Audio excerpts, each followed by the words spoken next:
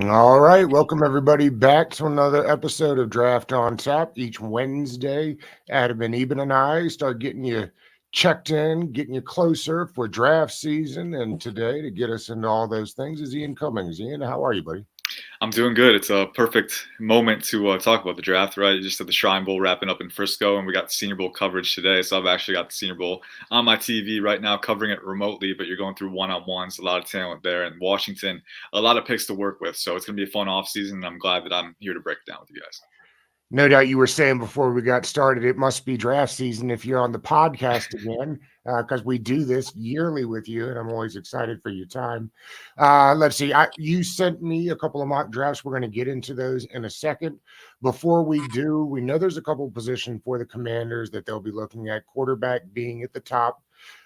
You sent me three different mocks we'll look at. Each one has a different quarterback. How do you have the quarterbacks ranked before we get there, though? Yeah, so me personally, I have Drake May as my QB1, Caleb Williams as my QB2, but really it should be QB1A and 1B. I don't think you can go wrong with either of them.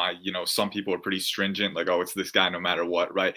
I don't fall into that category. I think there's selling points really to all three of the top guys. I think all three of them, if you're, I don't think there's a situation where you're stuck taking one guy. I think they all have really, really positive selling points to take away and different ways that you can build an offense around them. Drake May, I just love the overall physical talent and operational utility that he has. I know the comp to Justin Herbert has been thrown around a lot. I do think it has some merit. I think you're looking at a guy who is very talented physically, but also has the anticipation, the processing ability, the velocity, and the pocket management skills to kind of elevate the offense from within structure with his tools. Caleb Williams, obviously, the magic that he has out of structure, off script, the arm talent, the athleticism, the creation ability, then the toughness to the competitive fire.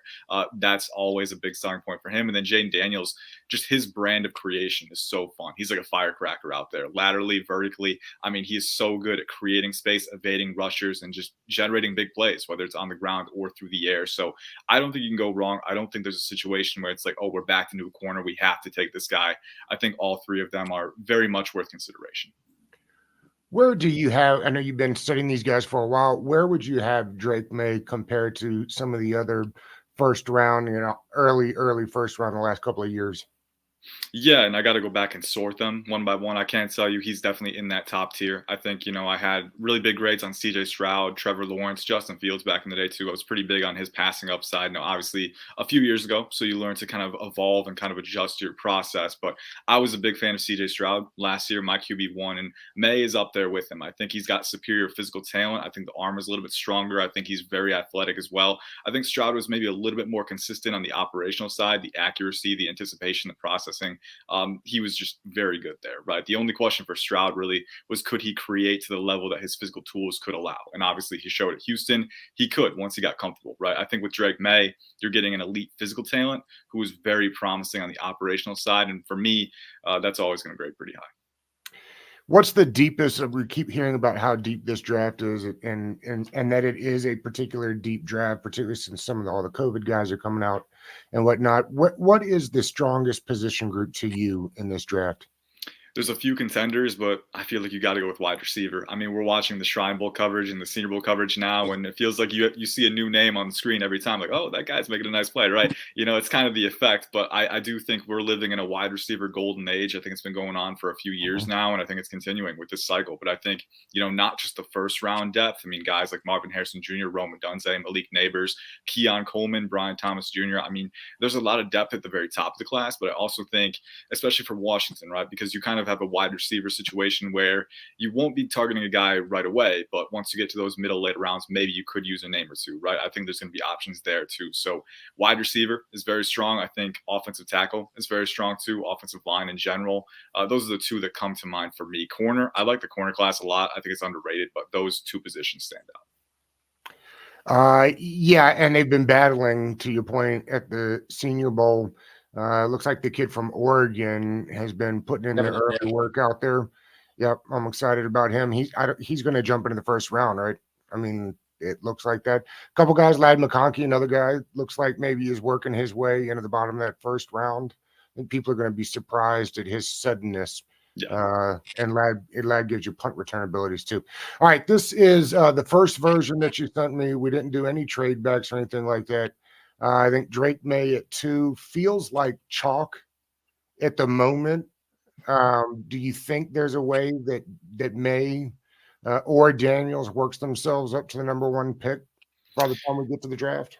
I think it's possible, right? As a draft analyst, I think the number one lesson that you kind of have to learn is anything is possible, right? And in a class where we've been kind of been given Caleb Williams, and he's kind of been anointed that number one guy from the very start, at least across the media, right? Like, all right, number one is Caleb. We don't have to think about that. Maybe we do a little bit though, and I don't have any inside sources or anything, but I'm just looking at it from a bird's eye view. I see Drake May, and I see someone who is also worthy of number one overall pick consideration. I see Jaden Daniels and the way that he's able to create again. I mean, won the Heisman, just the amount of big plays that he generated in that LSU offense. Caleb Williams is an incredible prospect too. Don't get me wrong. Like, he's right there with May for my QB1 spot. They're very close, but all these guys have really, really dynamic tools, and I can't rule any of them out. I think each team's evaluation is going to be different. For me personally, I look at May, fits the prototypical mold. He might be a little bit better at working in structure than Williams right now.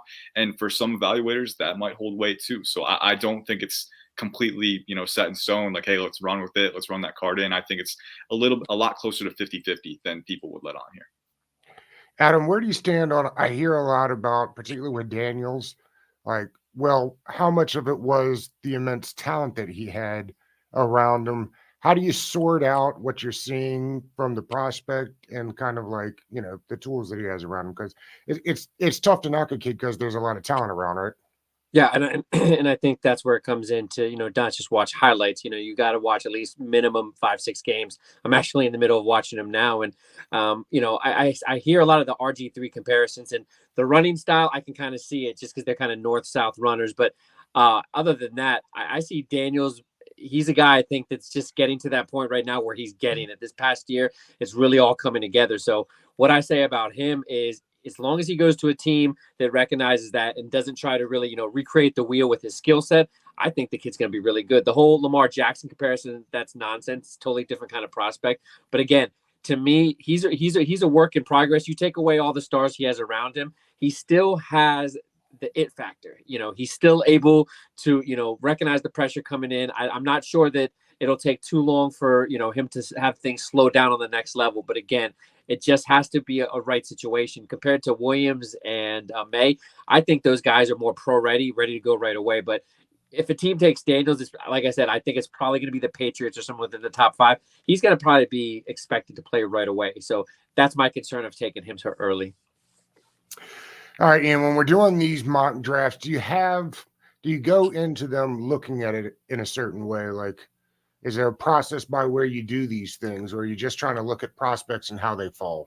Yeah, I think I always try to be fluid with it, right? I'll put out a mock draft and it's like, oh, you think this is going to happen? No. I think a mock draft, the exact purpose of a mock draft is to kind of assess different possibilities and outcomes, right? So you want to be fluid with it. You want to see how the board falls for you and what you do with that. There's some mocks where maybe Troy Fatanu isn't there at 36, right? What do I do then, right? So I think, it's just kind of playing the board, being fluid, being adaptable, and kind of seeing what kind of hauls you come away with. But then also, like, if you take a edge instead of a guard or a tackle at 36, like, you're going to need that at some point later on too. So what you do early on has this precipitation effect for the later picks. And so I think, being fluid in that sense too, you get some really fun, different results. And I think kind of mixing and matching, especially for a team like Washington, where you really could go a number of different positions. So how do you balance that, and what do you do with different outcomes? I think that's kind of how I think about it. Yeah, it's interesting. I posted on Twitter right before we started this that, it's like, as all the coaches that we thought were coming have kind of moved off into different directions, it makes you go back and think, okay, well, why maybe? And you start looking at the Washington roster, and it needs a lot of help in a lot of different ways. And so that's why these 36 and 40, I definitely could see edge coming off somewhere in here, because frankly, who's rushing the passer from the outside? I mean, like KJ Henry and all, but they definitely need some juice out there. Adam, are there any names on this particular version that stand out to you? Yeah, you got my eyes aren't as good, but yeah, I was just watching a little Jared Wiley from TSU. He's a guy that definitely pops. Yeah, I haven't heard much about him, but I think that's a guy that's going to really impress during, the off season, if he gets an invite to the combine as well. But I'm really looking forward to seeing more of him, because I think that's a position that you're not really hearing talk too much about Washington, but I think Logan Thomas is going to be a cap casualty. Yeah. I don't see a real scenario where he's back. And then after that, you got a bunch of unknowns, with Bates, Turner, what are their ceiling? Can you count on them even to be tight end too? So I think this is going to be a position that's a major need. But again, free agency is going to reset everything for us. It's fun to do now. I agree with Ian. It's a good name recognition. It's a good opportunity to start to get to know some later names. But after free agency, I do expect them to go heavy on edge. So I think that's going to be a situation where maybe a legit starting edge is on the board or offensive tackle, and maybe they go the other way for offensive tackle because they adjust in free agency. So it'll be really interesting to see how we put in our mocks out now and how everything's looking, and then after free agency. But either way, yeah, they got a lot of work to do. And real quick, that's why it's so important to do many different mocks for a team like Washington, because they have so much cap to use in free agency. It's really good to get affiliated with different players at different positions, because then you get to the back end of that, you could just fill in the gaps, right? If you go one cookie cutter way every time, you might need to recalibrate a bit. So it's really good to kind of cast a really wide net when it comes to positions and prospects. 100%. They do they do? I was curious about this. Do they do the medicals down, or will they not do the medicals, do you know, until we get to the combine? Yeah, that's at the NFL combine. Yeah. Okay. Yep. So Senior Bowl and Shrine Bowl are just kind of one-on-ones. Hang on real quick. All right. I was looking at a one-on-one rep. Senior Bowl and Shrine Bowl, there's just kind of prospects going at it. NFL combine is where, the doctors come in too, and you kind of get that evaluation. Okay. Because I was wondering, there's like the Senior Bowl this week, like the edge rusher a lot too, and Penix, where as good as they'll look today and this weekend, and I know that they will, for them, those guys, it's going to be all about the medicals. While I'm getting this up, Ian, are there any guys that have jumped out to you so far in the Senior Bowl that you like? Yeah, I mean, shoot, man, that's a loaded question because it's been a lot for sure. I think yesterday, definitely Tyler Guyton, Oklahoma, the right tackle. He looked very good. And I just saw a rep against Nelson Caesar, Houston edge rusher, that he looked very good again. I think with Tyler Guyton, he's still pretty raw, but, you can see the athleticism and the flexibility and how it helps him out, as an offensive tackle. He was maybe going to be a target at that 36th pick, right? But I think he's rising not only into round one, but maybe even the first half. So might be starting to play out of Washington's range.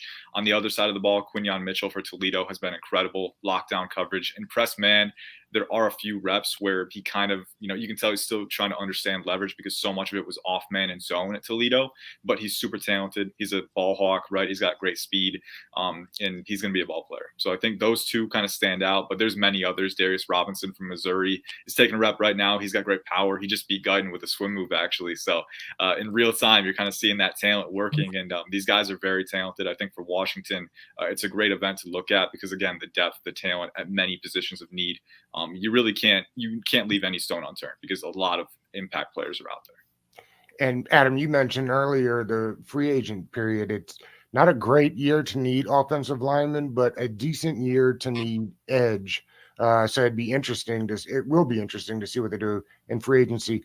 This one that you sent really intrigues me, even if it's not Caleb Williams at 2 and it's just, quarterback of your choice, let's say at 2. The way the rest of the board falls, obviously I'm a Georgia homer. Ladd McConkey, I'm a big fan of.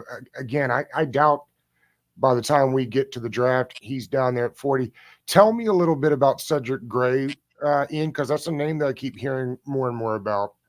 Yeah, Cedric Gray, one of my favorite linebackers in this class, and could be a contender for LB1 down the stretch. Maybe I think 6'2", 235, so really good size. And you're looking at a guy who's very explosive. I mean, you look at how he attacks gaps coming downhill.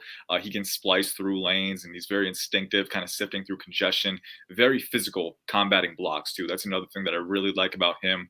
He will engage with full ferocity, right? He will make his presence felt, and he will try to not only engage with the block, but also deconstruct it, right, and work the backfield and make those plays. But then coverage too, really great feel in space, really great fluidity, right? I think the ability to kind of flow under passes and kind of sift to where quarterbacks are looking, kind of keying in on their eyes, right, and kind of using that to play off the ball.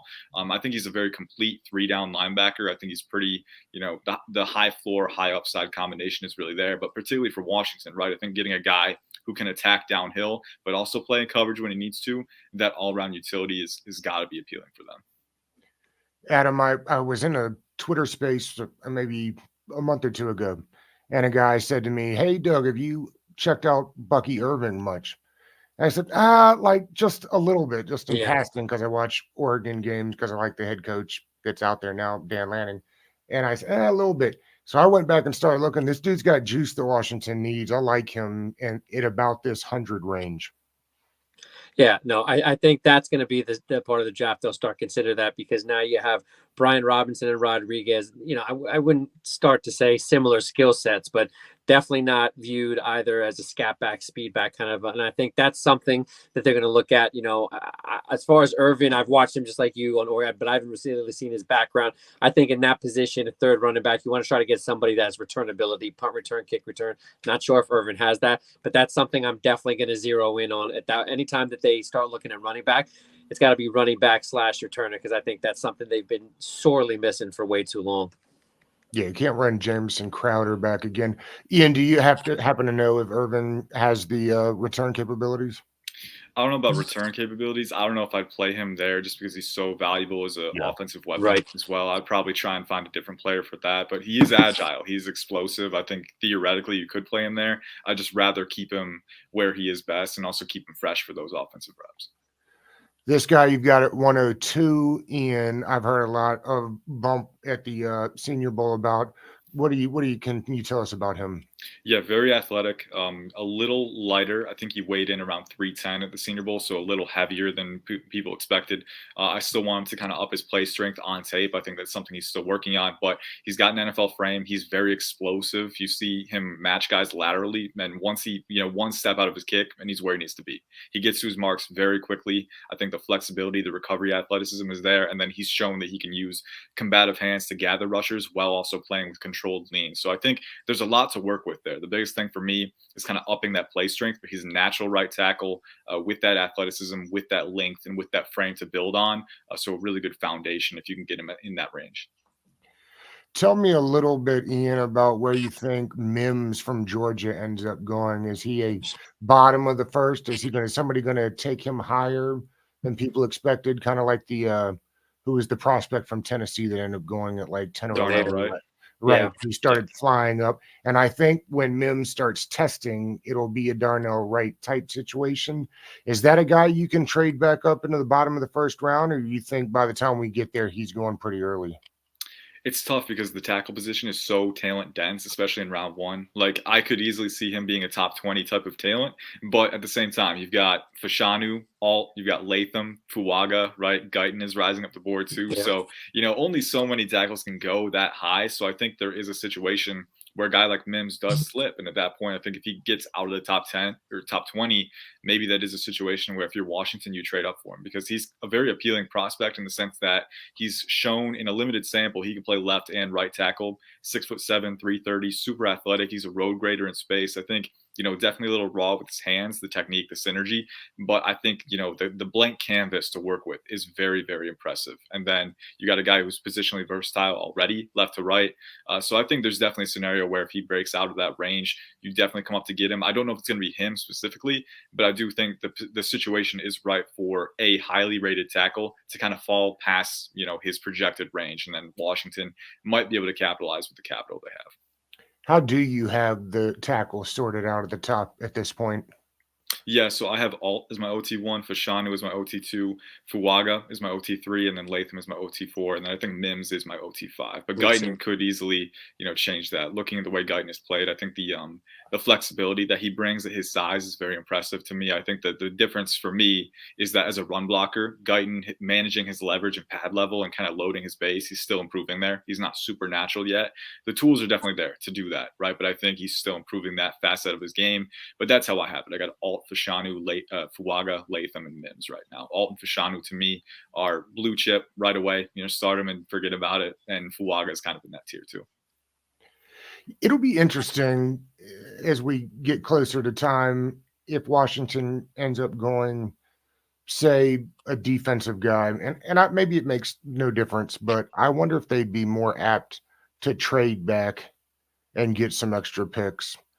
How much better are the quarterbacks in this year than say next year. I mean, I know we're looking way ahead now, Yeah. but I mean, that's something that evaluators will have to do, right? Can I trade back this year, stockpile some picks, and kick quarterback one more year because we have so many holes?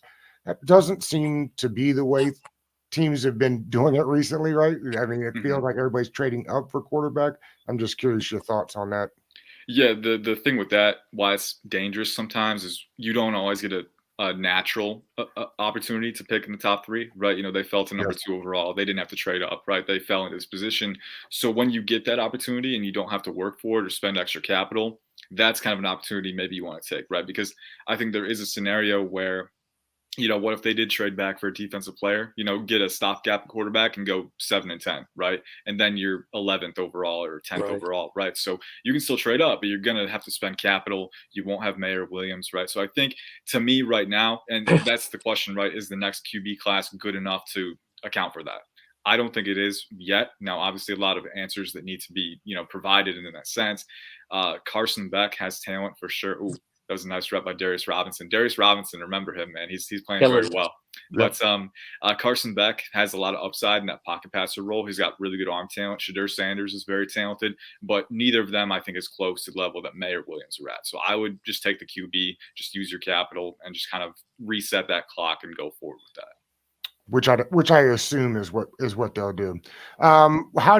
We've talked a bunch about the tackles. Jordan Morgan is a name that comes Yeah. up all the time. Tell us a little bit about him, Ian, and what you like about him. Yeah, he's a fun player. Very athletic, really good frame. Height and weight wise, height and mass. 6'6", over 320. I think 325. The arm length is going to be a concern for some, and I think it's reasonably warranted. A little bit below 33, so you wonder if maybe he'll be kicked inside. I think he has some similarities to Matthew Bergeron, who was a Syracuse offensive tackle last cycle. He ended up being kicked inside for the Atlanta Falcons and actually played very well for them in his first year. So I think, looking at Jordan Morgan, seeing the similarities with that profile, I do think Morgan is athletic enough and flexible enough to stay at tackle.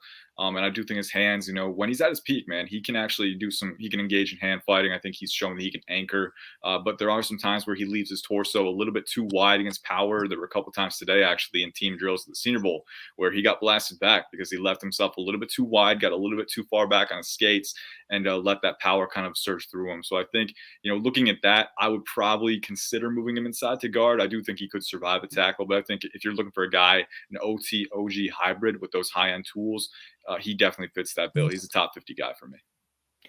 Adam, not on either one of these, but a guy that I've seen moving up a bunch more. We have one of the Paul brothers at guard already. Patrick Paul's moving up. What do you think about him as a prospect? Is he ready to go right away?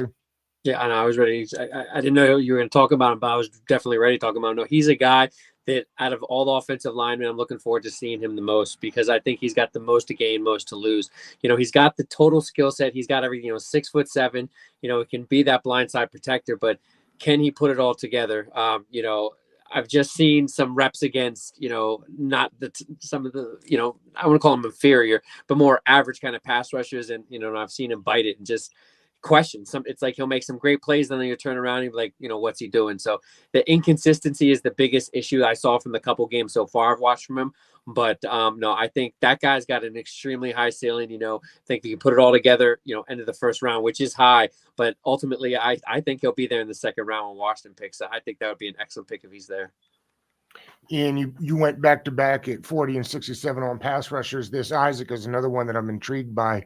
I think he might get lost a little bit just because of how good his running mate Chop Robinson was. What can you tell us about Isaac? Yeah, and it's kind of fun because they're different types of players, right? Chop Robinson, to me, is that explosive, hyper dense maniac, right? You can line him up anywhere and he'll be able to disrupt. He's not as long as Isaac, but just the way that he can win with power and bend is really appealing. Adisa Isaac, though, I mean, he passes the eye test. I think he weighed in 6'4", 250 with 34-inch arms. So really, really checks all of those boxes from a measurable standpoint. And then you see him move on the lateral plane with his straight line explosiveness too. Really explosive, really twitchy, high energy, agile player. And he's got shock in his hands too. When he engages your frame, he's very good at kind of eroding the blocker's center of gravity with those initial punches, and he's got some bend to him too. So I think a really complete player. I think for him, just kind of, he tore his Achilles a couple of years ago, but he rebounded in 2023 Ep3, had a really good season. I think 15 tackles for loss, 7 sacks. So very active player in pursuit. The thing with him is that injury may have slowed his developmental curve just a bit, right? He's still a good player. I think he's got good hand usage. I think he has a working bag of moves, but just putting it together, right? Getting that synergy, it hasn't fully clicked for him yet, but I think he's trending toward that place where it is going to click. And he's already very explosive, very good in pursuit, very high energy player.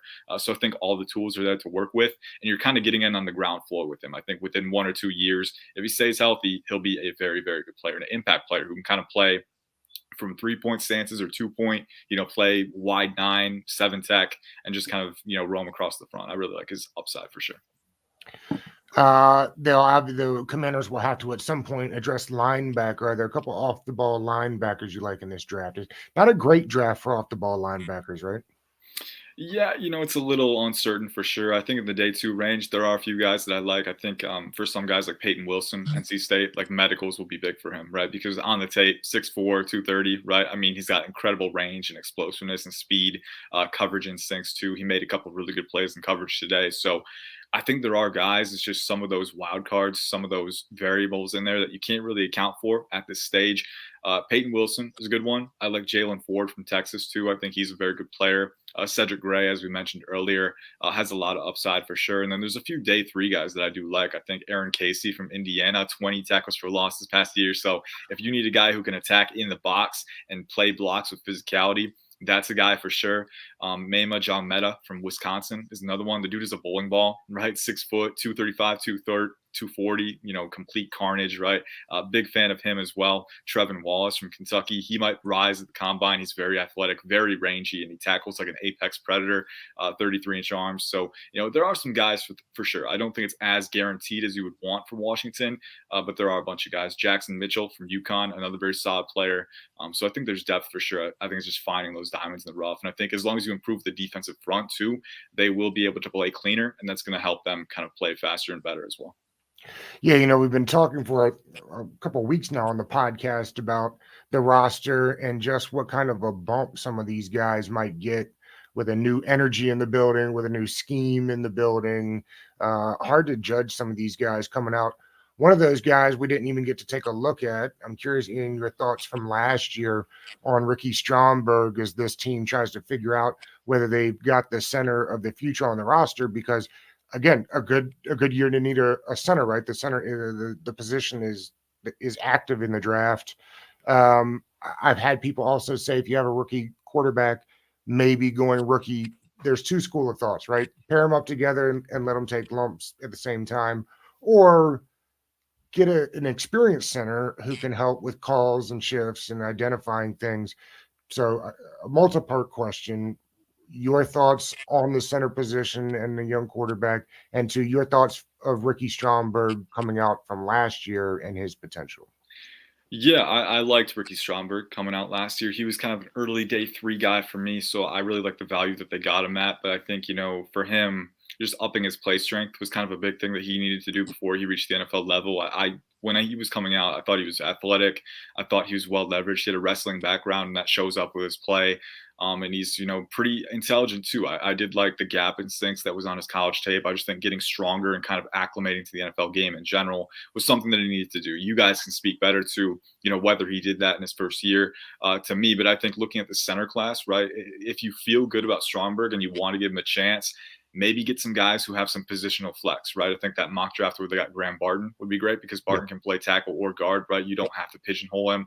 I think another guy who's really showed out at Senior Bowl practices so far is Dominic Pooney from Kansas, who's actually taking snaps at center today, snapping the ball, and actually looked very good. But he played tackle at Kansas. He projects very well to guard, really good frame for the guard position, very physical, very good core strength. So if you feel good about Stromberg, then maybe you take a guy who's got positional versatility so you can kind of work through that in the offseason. If you don't feel good about Stromberg, and I think Stromberg may have guard experience way back in the day. I'll have to recheck that, but maybe he does. So maybe you experiment with him there and get a guy like I don't think Jackson Powers Johnson is going to be there. I think he's trending toward a top 20, top 25 pick, but he could be an option. Zach Frazier is a very, very sound player, very instinctive, high IQ, but athletic enough, very strong. Cedric Van Pram could be an option as well. He's a road grader in space, very powerful blocker. He has a little trouble absorbing power on his own, right? Pass I was blocking. going to say, Ian, I was surprised Dane Brugler the other day said he heard 5th round for Van Pran. That surprised me a little bit. I don't see that. Yeah, I have a mid to late day 2 on him. He's kind of in that 3rd round for me. I think, scouts are going to be various across the board. So it's really good to get that range because you kind of see where the spread is, right? I can see why. I think leverage is still an issue for him. I think pad level, especially when he's absorbing power blocks, sometimes he doesn't align his base too well. And the hand usage can be a little inconsistent, but I think, still, to me, he might be the most explosive center in the class when he's attacking at the 2nd level. He teleports, man. It's fun to watch, and he's very powerful, very physical. So I think you're kind of going with upside there more than refinement with JPJ and Frazier. But I think, any of those few guys would be very good. And then Tanner Bortolini, if you want to get an early day 3, maybe a late day 2, but with 100 or 102, he could be a good one too. I think there are a few options for sure. But for the Commanders in particular, it kind of depends on how you feel about Stromberg. I don't think, looking at it on the surface, he wouldn't preclude me from taking a guy like Powers Johnson or Frazier if they're there. But, you kind of play with the variables of the draft in that sense. Also, I will apologize to all the Commanders fans watching right now because, Ian, although you may not know it, position flex, while good for most, terrifies the fan base. I will apologize to them on your behalf for using I remember someone made a comment to me on a mock draft, like, "Oh, position flex," because Rivera probably brought it up a couple times, right? Yeah, it's one of those things. A couple times every day. Yeah, you never want a player to be a master of none. I want to give some reassurance. Like Graham Barton, I think he projects very well at tackle, guard, and center. I think there's a few guys that project well wherever you put them. So I think, position flex is not made equal for every prospect. Some guys are masters of none, and that can make them kind of replaceable across the front, but it's not that way for every guy. Don't worry. There are some guys who you can kind of put where you want, and they'll play well. Let's wrap with this. What are a couple of guys that you see in the 1st round a lot that you don't think will be there, that don't deserve to be there, and maybe a couple of guys that keep getting left out of the 1st round that you think by the time it's all said and done will be in there? That's a tough question, man, because I always try to keep my mind open, right? If there's a guy in round 1, like, hey, I'm cool with it, right? I can see the reasoning for that. I think Patrick Paul for Houston, for me, round 1 is a little rich. I've seen him in a couple round 1 mocks. To me, he's more of a mid to late day 2 guy, maybe early day 3. But I think mid to late day 2 is a little bit better because he does have, you look at the frame, right? 6'7", 320, 36 and 3/8 arms. I mean, the dude is massive, right? But I do think, too, on that Houston tape, you do see him play with his arms way too wide sometimes. Sometimes he can just get by, not allowing you to run by him because he's so big, right? Sometimes it's that simple for him. It's not going to be that simple at the NFL level, right? And there are times where if he gets hit with an inside counter, he's a little stiff. He plays a little bit upright. I don't love the lateral mobility and the recovery athleticism. So I am a little concerned about that. I want to see him refine that technique. I think it's going to be a big stepping stone for him. I think, you take a swing on him day 2. I'm all the way on board with that. Round 1, a little rich for me. A couple guys that I don't see in round 1 that I do want to see more often. TJ Tampa, Iowa State corner. Yeah. I'm a big fan of what he has to offer. 6'2", 200, probably 33-inch arms. I think he's very explosive, very fast. But then, I was very impressed when I watched his tape. You saw him playing side saddle a lot, right, at Iowa State, but then you'll see him man up guys and off man and vary his coverage technique. His back pedal is very smooth. He can kind of adapt out of that very freely. He's very fluid as a mover, very, very adaptable, and kind of the micro movements come very naturally for a guy with his size. He's very physical, coming downhill, improved his support game, and he's a former wide receiver, so he's got ball skills too. TJ Tampa, for me, is borderline top 5 corner, and I think definitely a 1st-round candidate. And then I'll just throw in Darius Robinson again. I think we need to see him in more 1st-round mocks. To me, at his peak, right, I think he can be a Danico Autry type of player who is very underrated for the Titans and the Colts over this past decade. Just a game wrecker across alignments, right? The length, the power, the flexibility, the burst, and the physicality. And we've seen at the Senior Bowl this week, he's got a very deep bag of moves. Sometimes applying that, he'd be a little bit more consistent, but all the tools are there for him to be kind of that unlocking force, that X factor on the defensive line. Last one. Do you think that it's just like fan overreaction that Bowers goes top 10, or do you think he'll take a little bit of a drop? It's going to be interesting. I think the key variable there is what they designate him as. I think if you look at him as a tight end, maybe he'll drop. But to me, he's a weapon. I don't think he's just a tight end. I think you want to view him as a weapon first because there are so many things you can do with him. He's twitched up. He's explosive. You can scheme him touches off motions, right? Sweeps and stuff like that. But then if you ask him to attack up the seam too, he's got the leverage awareness, the route IQ to find space. And then, the ball comes his way. He's a bird of prey. He's got great length. He's got great instincts, the hand strength as well. And then get him the ball as a rack threat, the contact balance, the physicality. I just think he's a weapon. Scheme him the ball, get him touches, and let him work with it. So I think you look at him within that lens, right? I could see him going top 10. I could also see him slipping, right? I think for me, there's a large density of talent at premium positions in this class, right? Offensive tackle, wide receiver. You've got a few quarterbacks who are probably going to go top 10, right? You get definitely those top 3. And then JJ McCarthy, he's not graded quite that high for me right now, but I definitely think he's young. He's talented. He's going to rise up the board just by that nature. So I think there's an argument for Bowers to slip just in that sense. But I think you get him top 15, top 20, someone's going to get a steal. A steal for sure. Adam, did we miss anything? No, I think covered it all. All right, Ian, we'll let you get back to the Senior Bowl. Then we always appreciate the time, man. Had a blast today. Yes, sir. Fun to talk to you guys as always. Take it easy. Yeah.